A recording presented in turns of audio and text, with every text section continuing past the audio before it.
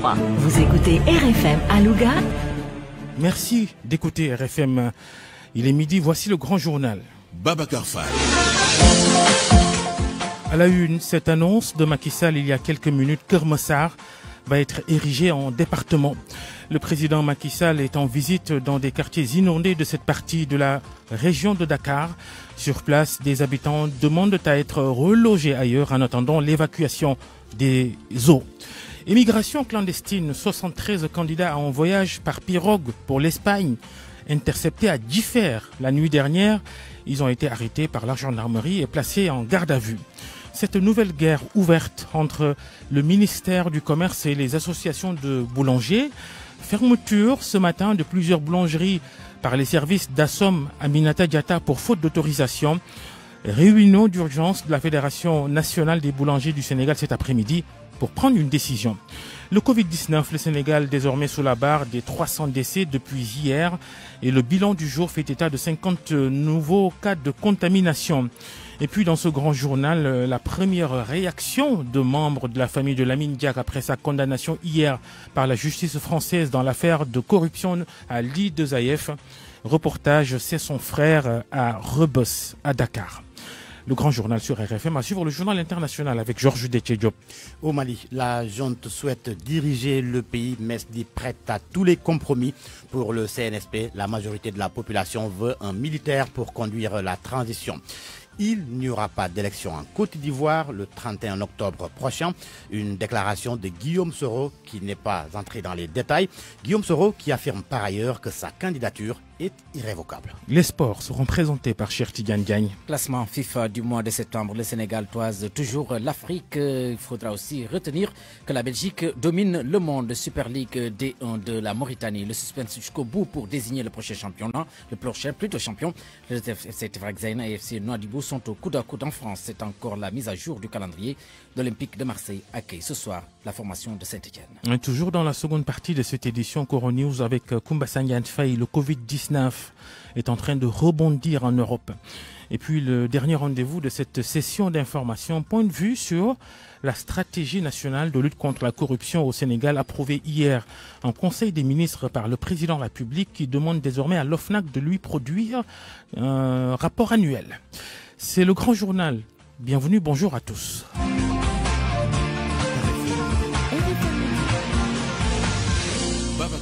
Il est enfin descendu sur le terrain. Macky Sall s'est rendu ce matin dans des quartiers sous les eaux des inondations depuis plusieurs jours. Le chef de l'État est à Keur Massar. Et c'est Salif Sow qui le suit pour nous. Effectivement, le chef de l'État a faire deux fortes annonces, à savoir le nouveau plan d'assainissement financé à hauteur de 30 milliards de francs CFA par la Banque mondiale qui va bientôt démarrer. Pour la départementalisation aussi de Keur Massar, des instructions fermes ont été données. Voilà les deux annonces fortes de Macky Sall ce matin aux collectivités locales. Macky Sall aussi a demandé d'éviter d'attribuer des zones non édificantes aux populations. Arrivé ici dans la zone à 10h20 exactement à Unité 3, encore et toujours ce quartier sous les eaux pluviales, le président de la République aux lunettes de soleil dans un costume gris assorti d'une chemise de bleu ciel s'est dirigé sous une des deux bâches blanches où l'attendaient les sapeurs-pompiers. Le point de la situation donc est fait à Macky Sall pendant 1 heure de temps exactement. Près de 3000 familles sinistrées ici sont enregistrées, 60 hectares sous les eaux, un système de pompage peu efficace. Le Zodiac Babacar Fall prévu pour sa tournée dans ces zones inondées n'a pas été non plus mis à l'eau. Tout ceci en présence des sinistrés. La sécurité n'a pas permis à nos compatriotes, à nos concitoyens, si vous voulez, d'accéder au chef de l'État. Lui non plus n'est pas venu vers le public composé en partie de ses militants et sympathisants. Keur Massar, Babacar Fall, c'est 23 km² assainis au tiers avec plusieurs secteurs non édificandis. Le maire de Keur Massar, Moustapha Mbeng, lui, a été hué par ses adversaires politiques à la fin de la cérémonie. Oui, le président de la République qui a trouvé sur place Salif Sow, qui était en direct de Keur Massar, et il a trouvé sur place Macky Sall des sinistrés remontés qui veulent tout simplement être déplacés en relogement devenu urgent. Pour eux, on les écoute. On attend du président de la République le fait qu'il sort les sinistrés de l'eau pour les aménager, pour les amener à Diamniadio pour les logements. Et les sites de recasement, il y a des sites de recasement, ou bien pour vous, ce n'est pas un cadre approprié? Non, la seule solution c'est de les dégager ici et les amener à Diamniadio. pour les 100 000 logements? Non, non.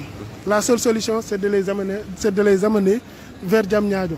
Là où il y a 100 000 logements, il n'y a personne là-bas. On pourra les déloger là-bas. Je m'appelle Ibrahim Sané, ils habitent à Kermassar, à Ladjipate. Mais je veux vous assurer que depuis l'autre pluie jusqu'à présent, on n'a rien vu. Une quinzaine de jours. Une quinzaine de jours, on n'a rien vu. J'ai entendu qu'ils sont en train de distribuer des motopompes, mais jusqu'à présent, on n'a rien vu. Et on l'a dit en début de journal, Salif Sow l'évoquait aussi tout à l'heure en prenant la parole.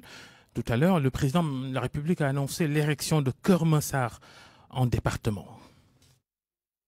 L'ensemble des problèmes qui sont là dans cette zone, la population, la densité, vous l'avez rappelé, monsieur le délégué, les problèmes d'assainissement et d'urbanisation, j'ai décidé vraiment maintenant de faire de Keur-Massar un nouveau département. Et depuis plusieurs années, d'ailleurs, nous y travaillons. Et je demanderai au ministre en charge des collectivités territoriales, au ministre de l'Intérieur également, de travailler avec les autorités administratives, avec les élus, avec les autorités coutumières de la zone, les maires de Pikine, de Guédiawaye, de Rufisque dans les parties comme Diakhaï et autres, pour voir la cohérence territoriale pour le futur nouveau département de Keur-Massar. Je voudrais aussi vous dire que des actions très importantes seront engagées sans délai pour la gestion de Mbebes et de tout ce qui entoure Mbebes, pour la gestion de cette décharge, mais également pour la restructuration des quartiers autour de Malika, autour de Keur-Massar. Et tout cela, c'est un package d'investissement très important que le Sénégal va apporter. Keur-Massar, un département, et donc qui va disposer déjà d'un plan spécial anti-inondation.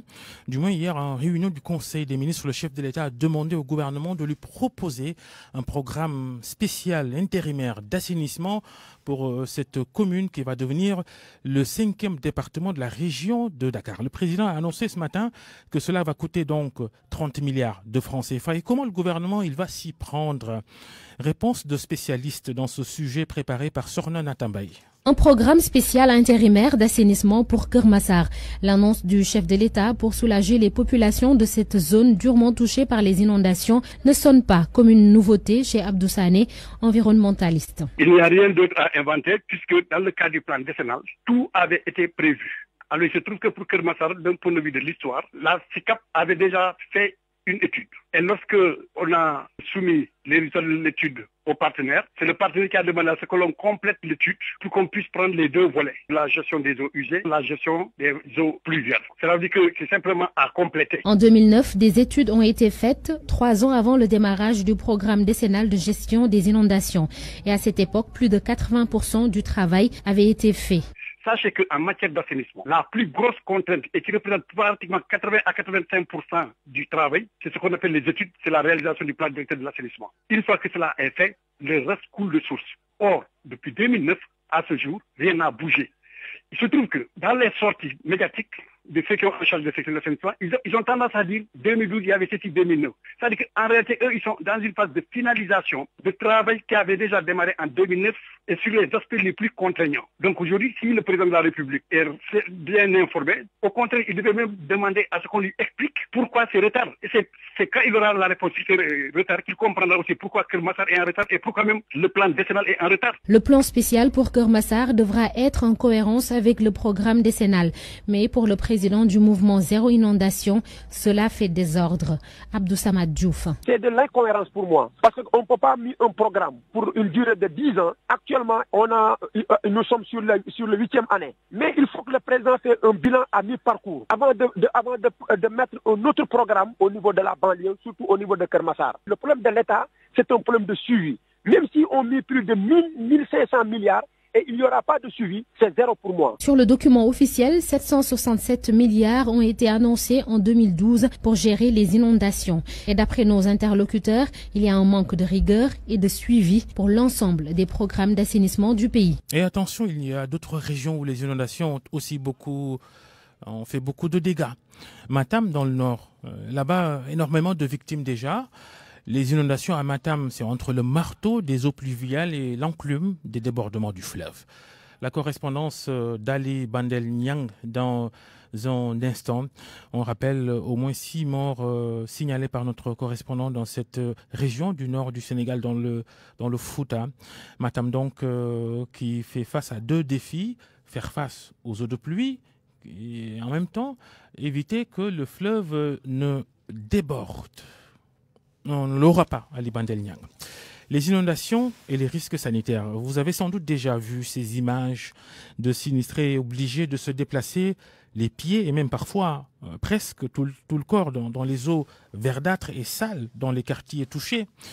Ce n'est pas sans conséquence sur la santé. Bonjour, diarrhée, affections cutanées, allergies et paludisme. Awambaï. Les inondations peuvent avoir des retentissements sur la santé des populations. À court terme, les pathologies digestives apparaissent à cause de la prolifération des agents pathogènes au contact des eaux pluviales qui se sont mélangées aux fosses septiques. Et la maladie la plus connue reste la diarrhée. Professeur Babacar Faye, médecin-chef du service de parasitologie médicale de l'université Cheikh Anta Diop de Dakar. Pour le retentissement immédiat, alors il faut savoir que le risque au cours de ces inondations, c'est surtout la possibilité d'avoir des pathologies digestives et en particulier qui sont liées avec l'eau de pluie qui va charrier plus ou moins des pathogènes qui peuvent être des parasites, qui peuvent être des bactéries ou des virus et qui dans l'ensemble peuvent être responsables de maladies intestinales telles que les diarrhées et autres. Souvent on peut observer au cours de ces inondations un remplissage des fosses septiques qui se mélangent avec l'eau de pluie et donc qui vont charrier ces pathogènes-là. Et ces pathogènes peuvent contaminer l'eau de boisson, peuvent contaminer les aliments, les mains des personnes qui sont au contact avec cette eau et avec comme risque la possibilité d'ingérer ces pathogènes qui vont être responsables de maladies diarrhéiques. Sur les maladies à retentissement immédiat, il y a aussi les allergies et des affections cutanées dues à l'humidité. Et également, on peut observer des maladies qui sont liées à des allergies, donc notamment qui peuvent être cutanées ou même pulmonaires ou respiratoires. Certaines personnes sont plus ou moins sensibles à cet état d'humidité.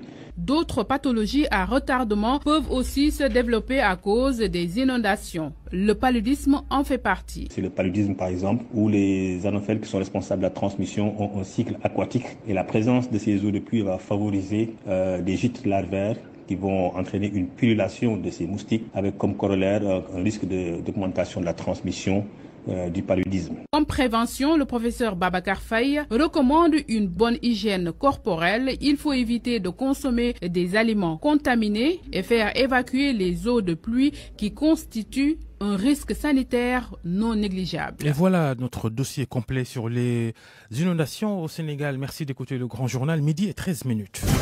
RFM, la radio de toute l'actualité. Le lancement ce matin des travaux de l'usine de dessalement des mamelles à Dakar. La position de Y'en a marre ne change pas. Le collectif compte poursuivre le combat selon Cyril Touré, alias Tiat. Ceci n'est qu'une manière pour eux de vouloir enrichir, par le gouvernement, de vouloir enrichir, selon ces termes, le ministre Mansour Faye. D'autres moyens sont beaucoup plus efficaces pour eux, pour le traitement des eaux de mer. Sans doute une méprise sur le nom du ministre de la part de Y'en a marre. On écoute quand même Tchat au micro de Koumba Sandiane Faye.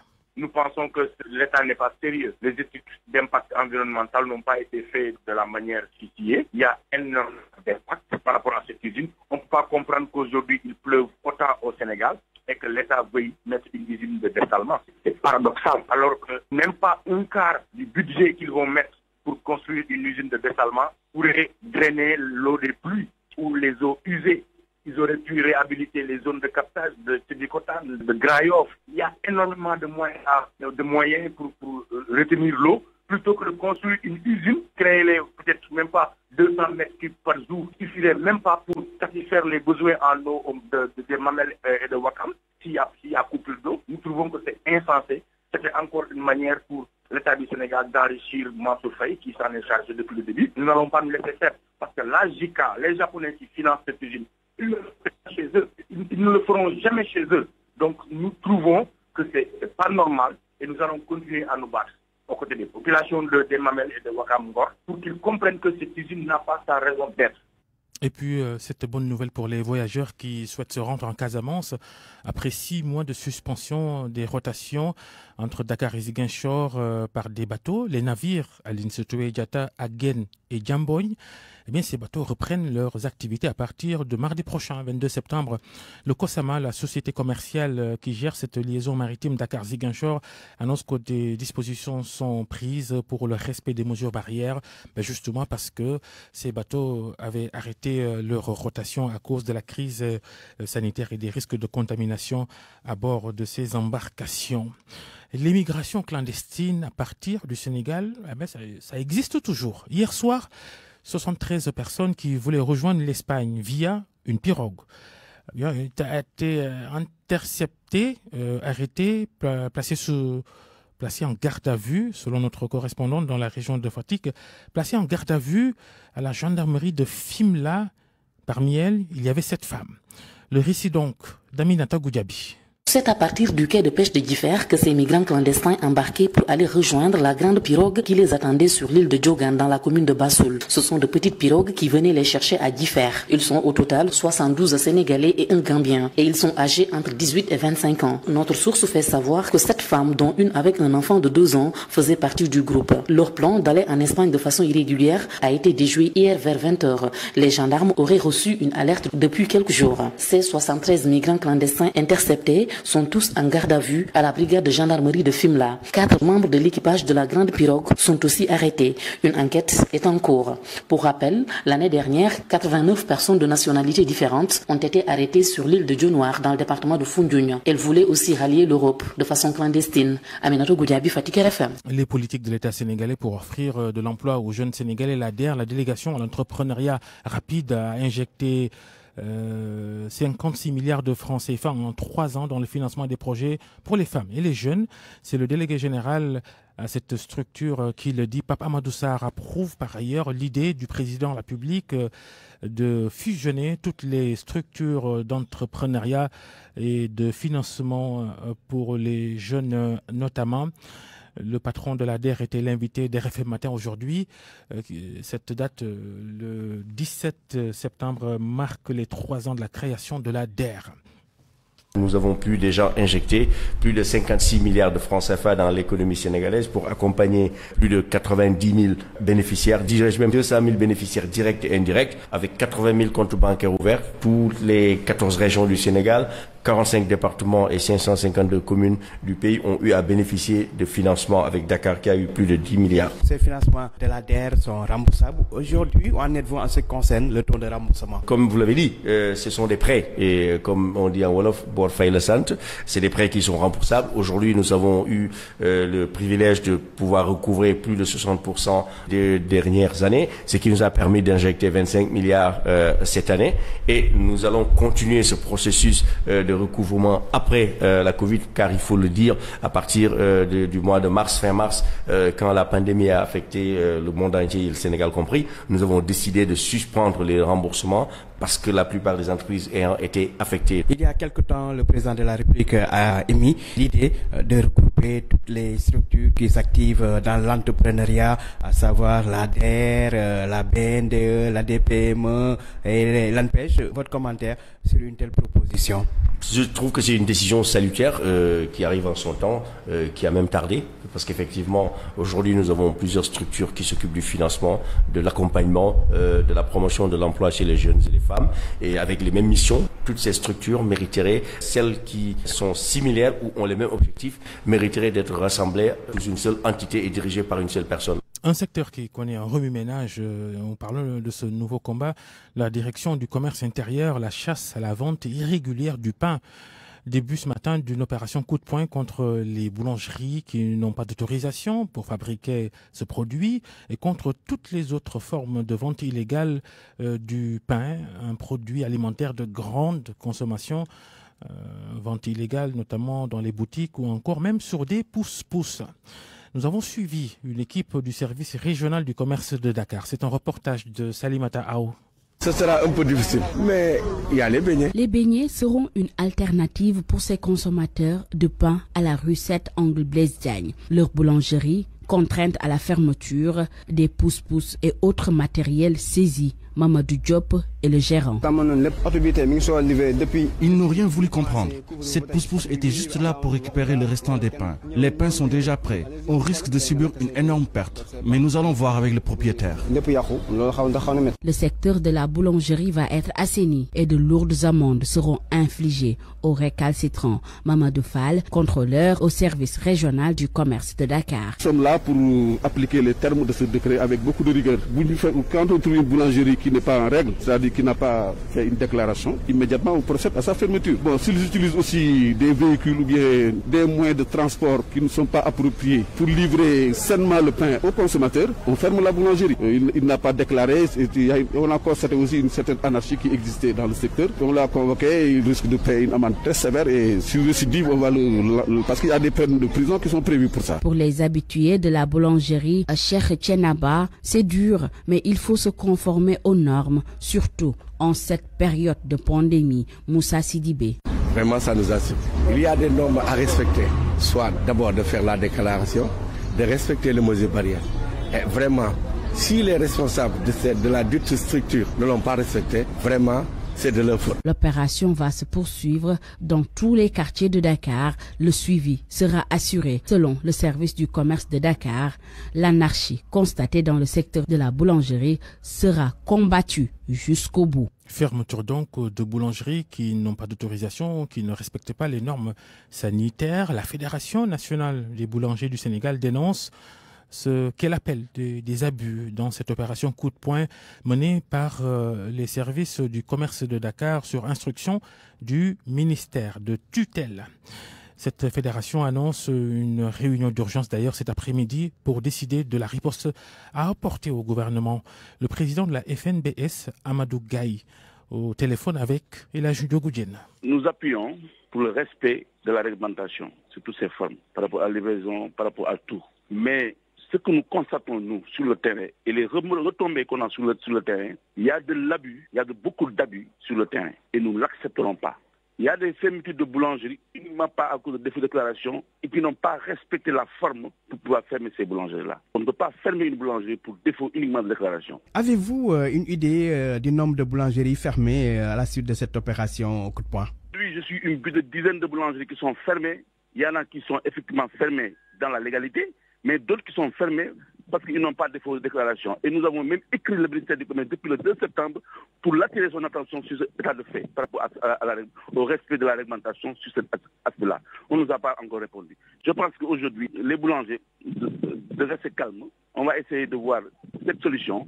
On va aviser le ministre du Commerce par rapport à cette situation sur le terrain qui n'est pas normale. Concrètement, qu'est-ce qui va se passer maintenant? À 15h, on décidera ce qui va se passer à 15h, Inch'Allah.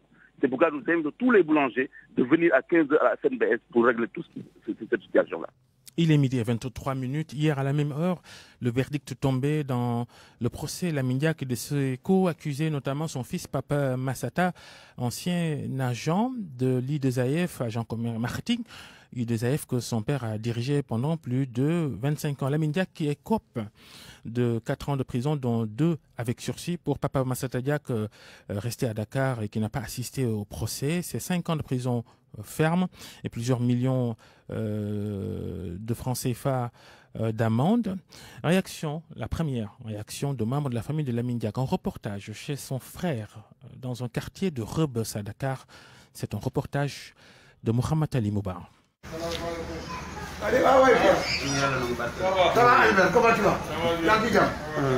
Dans sa petite pièce de quelques mètres carrés qui fait office de bureau de chef de quartier, Pa Hassan évacue comme toujours les affaires courantes du jour.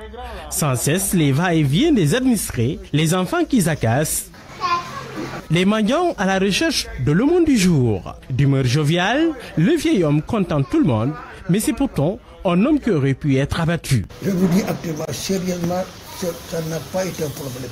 C'est la manière dont a été exécutée cette opération, que ce qui est blessant, c'est la manière. Mais moi je vous le dis, on n'a aucune personne au monde non scolaire pour la manière. Hier, presque à la même heure, son frère a été condamné.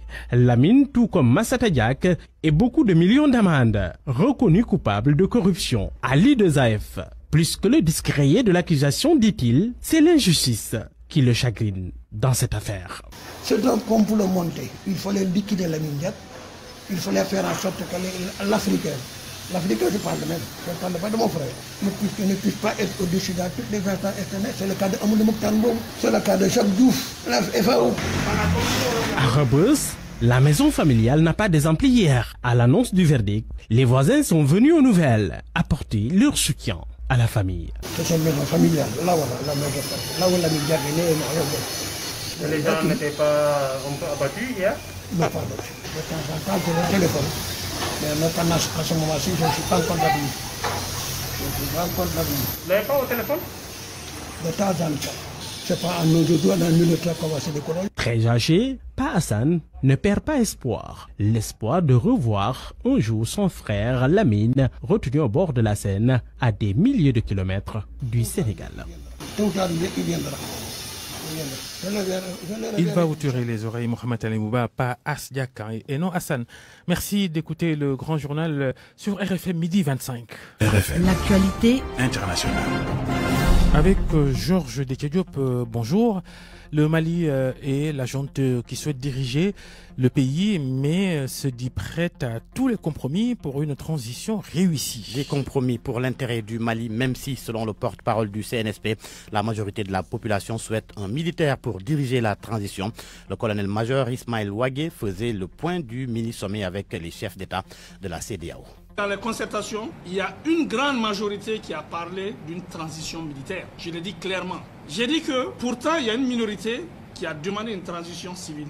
Et il y a aussi la communauté internationale que nous avons intégrée, qui est plutôt favorable pour les trucs d'une transition civile. Et voilà pourquoi nous avons mis dans la charte un président militaire ou civil, sachant que nous, notre position, c'est de se mettre en accord avec la majorité de la population qui a demandé une transition militaire. Ça, c'est très clair. Notre intention avouée, c'est vraiment d'être aux côtés de la majorité des Maliens qui ont demandé une transition militaire. Mais la possibilité ou pas de le faire va dépendre de ces quelques jours. En ce qui concerne la vice-présidence, effectivement, il y a la CEDEAO qui a proposé clairement de mettre en place un vice-président qui va se charger des questions militaires et sécuritaires. Et en plus, qui dit que ce vice-président ne pourra pas remplacer le président en cas de vacances. Ça veut dire tout simplement que quand le président de la transition qui sera là, qui est un civil, pour X, Y, Z raison, qu'il ne soit pas en mesure de faire le travail, c'est d'éviter que la tête de l'État soit encore un militaire. La CEDEAO est dans sa logique. Et je comprends parfaitement leur logique. On intègre et on avance. Il y a beaucoup de personnes qui pensent qu'on a pris trop de retard. Mais je pense qu'on est à peu près à 1 mois de notre mise en place. Il y a beaucoup de choses qui ont été faites en tenant compte des concertations, de la prise en compte d'une grande partie de la population malienne. Et la présidentielle en Côte d'Ivoire, le mois prochain, Guillaume Soro, qui n'abandonne pas, il affirme que sa candidature est irrévocable. Il appelle à saisir la CEDEAO pour obtenir des élections transparentes. L'ancien Premier ministre et ancien président de l'Assemblée nationale était en conférence de presse à Paris. Guillaume Soro a aussi assuré qu'il n'y aura pas d'élection le 31 octobre, sans entrer dans les détails. Nous disons que Ouattara est éligible, que le Conseil constitutionnel pour la future et qu'il ne peut pas, si c'est content, avoir des élections au Côte d'Ivoire. Parce que nous, le fait, le Ouattara reste 2 mandats et ne peut pas servir. Ouais.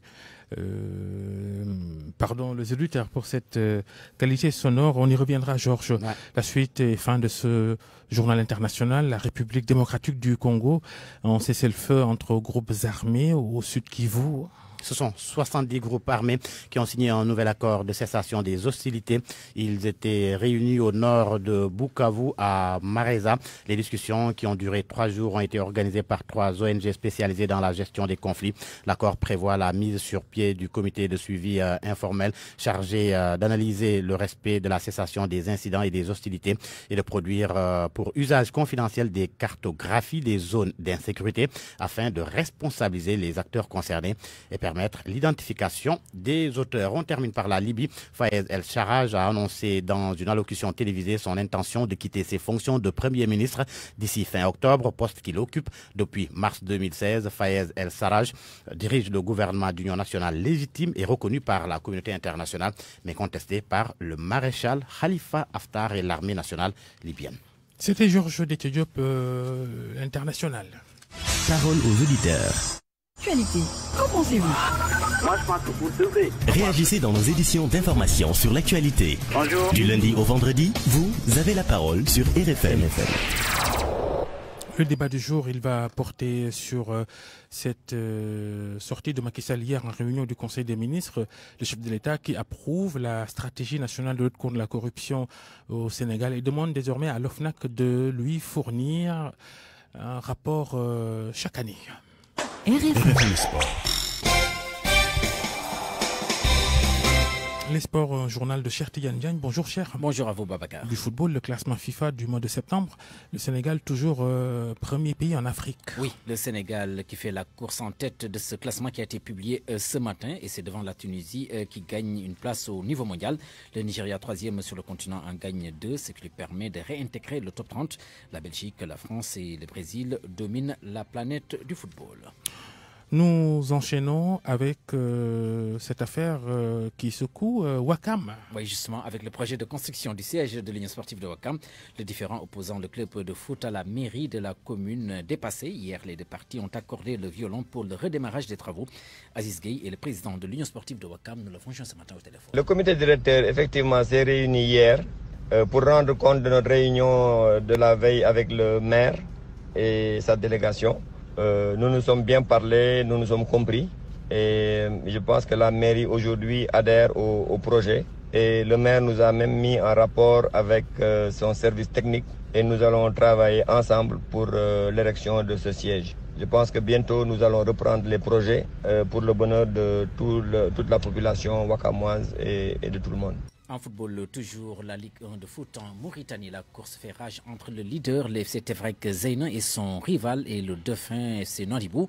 Seul un petit point sépare les deux formations et cela à 5 journées de la fin de la Super D1. Lors de la manche allée, le champion sortant, le FC Nouadhibou, avait battu Tevrek Zeyna sur le score d'1-0. Dans nos toutes prochaines éditions, vous entendrez l'entraîneur de l'équipe de Tevrek Zeyna, Amoudounia, et qui va revenir sur ses ambitions pour la saison à venir. Le football en Europe en France. Voilà, en France, oui. Avec la mise à jour du calendrier qui se poursuit. Oui, l'Olympique de Marseille, auteur de 2 victoires en autant de sorties acquis à 19h temps universel au Vélodrome Saint-Etienne. Saint-Etienne et Olympique de Marseille ont chacun 6 points et occupent respectivement la 4e et la 6e place. Thiago Alcantara attendu dans les prochains jours à Liverpool. Les Reds ont finalement accepté de verser au Bayern Munich 20 milliards de francs CFA. Cet accord définitif va permettre à Liverpool de s'offrir un renfort de taille au milieu de terrain, surtout que Georgino Wijnaldum est courtisé par le Football Club de Barcelone. Babacar. Cher Tidiane Diagne, c'est la fin? Oui, c'est la fin. Merci. Merci. Revenez à 13h20 pour la version Wolof de ce journal des sports. RFM, la radio de toute l'actualité. Et tout de suite, Koro Dimouz, les actualités, les dernières actualités autour de la progression de la maladie à coronavirus dans le monde. Une présentation de Koumba Sandiane Faye.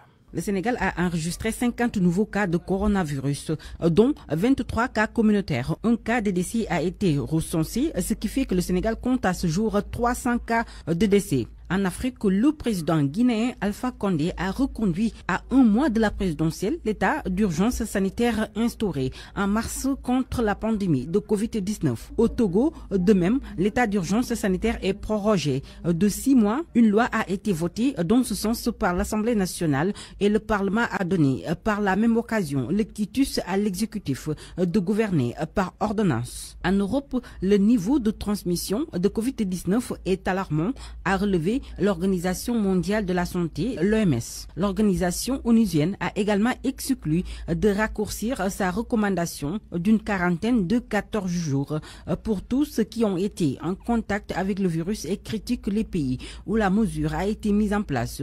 C'est le cas notamment en France où la durée d'isolement a été réduite de 14 à 7 jours. Toujours en France, les réponses du ministre de la Santé Olivier Véran sont très attendues. Ce jeudi, il tiendra une conférence de presse à 17h. alors que la France craint une deuxième vague de l'épidémie. Autre chose à noter, dans ce pays, le collectif Victimes Coronavirus France a décidé de porter plainte devant la Cour de justice de la République contre Jean Castex, le Premier ministre, pour sa gestion de l'épidémie. Les prochains Energy Music Awards ne se dérouleront pas à Cannes cette année afin de limiter au maximum les déplacements des artistes. L'événement aura lieu le 5 décembre prochain à la scène musicale de Paris. À Londres, le Premier ministre britannique Boris Johnson dit envisager l'instauration d'un couvre-feu, mais il veut éviter un nouveau confinement national qui serait ravageur pour une économie déjà très affaiblie par la pandémie. Koumba Sanyan Faye qui nous présentait Coronews, le rendez-vous d'RFM sur la pandémie de Covid-19 au Sénégal, en Afrique et dans le reste du monde. Et nous nous excusons pour votre revue de presse qui ne pourra pas être diffusée ce midi pour des raisons techniques. On enchaîne avec Point de vue.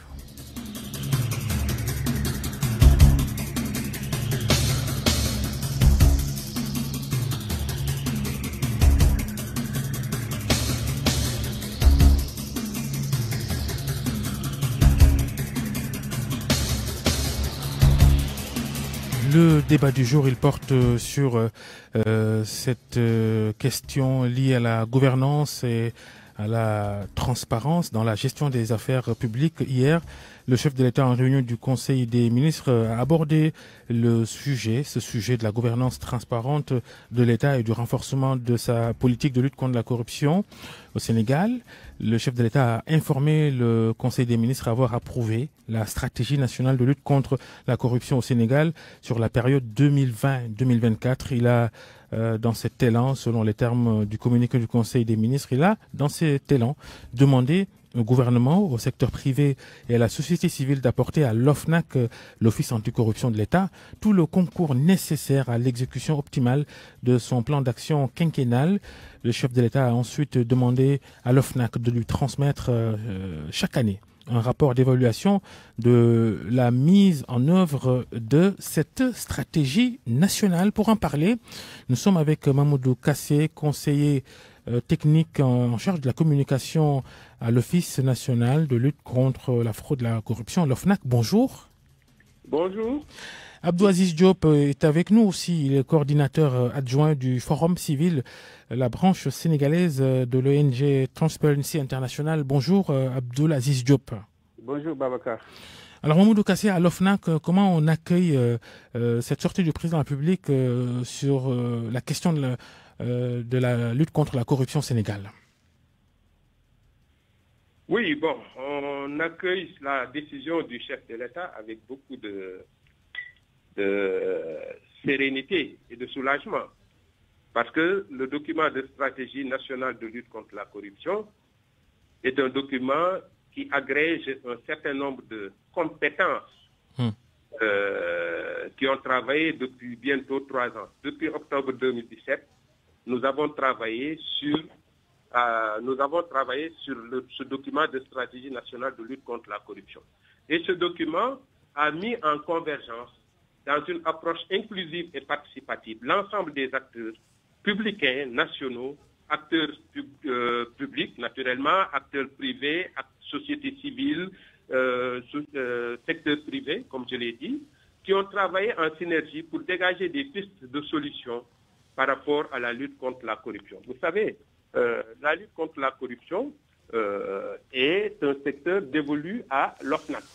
Mais l'OFNAC n'en a pas l'exclusivité, parce que la lutte contre la corruption est l'affaire de tous les citoyens. Chacun doit, à son niveau, lutter à sa façon contre la corruption. Mais l'OFNAC a créé une plateforme de lutte contre la corruption qui met en synergie l'ensemble des acteurs qui ont travaillé avec l'institution à l'élaboration d'un document de stratégie. Et ce document qui a été finalisé et qui a été soumis à validation à l'autorité. Et qu'il a approuvé devant les ministres hier dans la réunion hebdomadaire du gouvernement.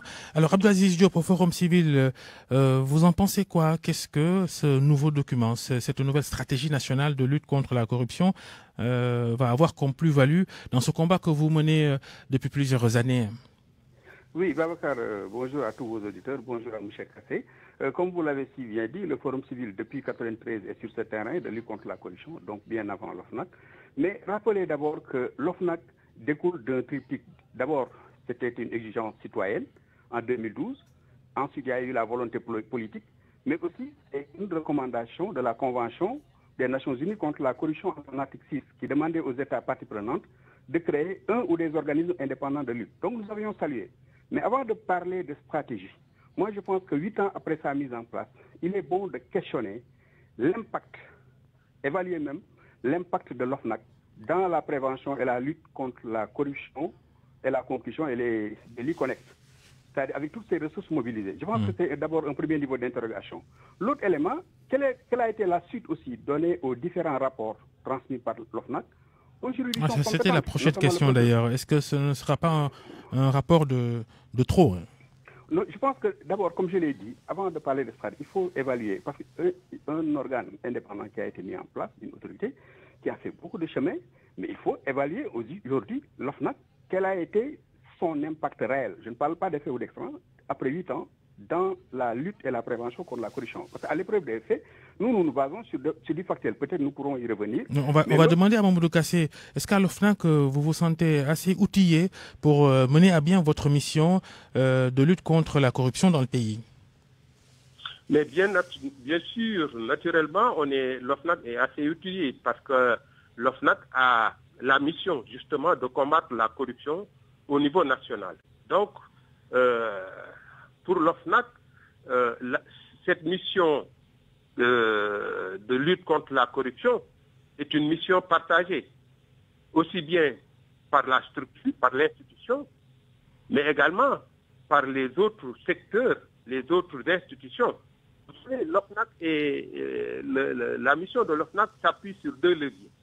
Premier levier, prévention.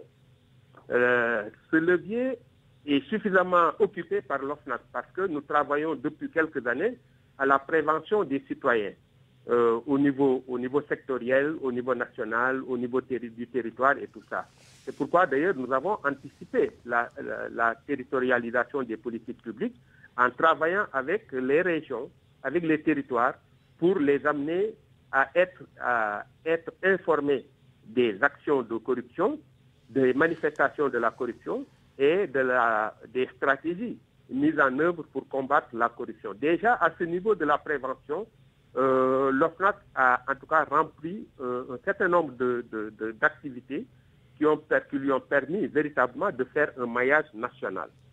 Maintenant, il y a un autre levier, c'est le levier de la répression. Vous savez que la répression est un secteur partagé avec d'autres institutions, aussi bien l'OFNAC que la justice. Et de ce point de vue, on n'a plus de nouvelles, par exemple, sur ces dossiers, près d'une vingtaine que vous aviez transmis il y a quelques mois au parquet. Considérez que l'OFNAC a fait son travail. Ouais. C'est la réponse. Abdelaziz Diop, alors, tout cela, pour vous, semble être de la littérature, pas plus. Oui, parce qu'au-delà, vous savez, nous avons beaucoup d'outils d'appréciation. Au-delà des textes, nous mettons à l'épreuve ces textes pour voir qu'est-ce que ça a donné. Parce que tant on peut avoir de bons textes, une bonne stratégie, mais si la mise en œuvre n'a pas d'impact ou les effets escomptés, je me dis que donc c'est presque toujours des déclarations d'intention. Et je vous donne quelques exemples. En 2016, ce plan dont parle le président de la République, en fait, qui veut ce plan opérationnel annuel dans la stratégie de l'OFNAC, et que le président demande un rapport annuel, nous, en 2016, nous avions tiré sur la sonnette de l'alarme. Parce qu'en 2012, le Sénégal était à 36 points. Rappelez-vous que seul le Forum civil, aujourd'hui, branche de Transparence internationale, évalue. C'est l'indice de perception de la corruption au niveau mondial. Le Sénégal ne bouge plus depuis plusieurs années. Ne bouge plus. En 2012, nous étions à 36 points. Mais entre 2012 et 2013, nous avions fait un bond exceptionnel de 5 points, parce qu'il y avait l'OFNAC, la CREI. Après, bon, ça a avancé à part de caméléon, bien sûr. 2013, 44 points. 2014, 4 points, 2015, 45 points, 2012, 36 points, 2013, 44 points, 2014, 44 points, 2015, 2016, jusqu'à ce jour, nous sommes à 45 points. Cela veut dire qu'on stagne. Et nous avions proposé, parce que autant on fait... Oui, on termine. Voilà. 10 autant secondes. on fait des propositions. On avait dit un plan concerté de sortie de crise de 5 ans. L'autre élément, nous avions parlé de système national d'intégrité. Nous avions parlé aussi d'évaluation indépendante et objective de la gouvernance sobre et vertueuse.